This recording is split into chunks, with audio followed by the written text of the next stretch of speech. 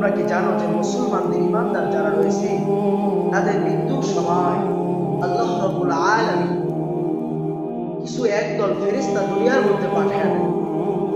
শুধু তাই নয়, মৃত্যুর যন্ত্রণা কিন্তু অনেক বড় কঠিন। এই মৃত্যুর যন্ত্রণার সময় যারা ইমানদার নেককার করেছে, আল্লাহ তাআলার ইবাদত করছে, তাদের জন্য রব্বুল কারীম একবার রহমতের ফেরেশতা পাঠায়।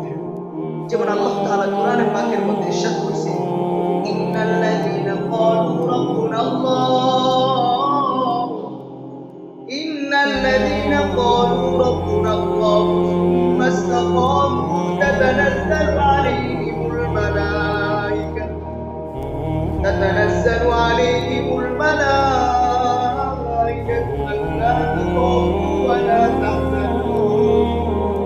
ألا تخافوا ولا تحزنوا وأبشروا بالجنة التي كنتم توعدون।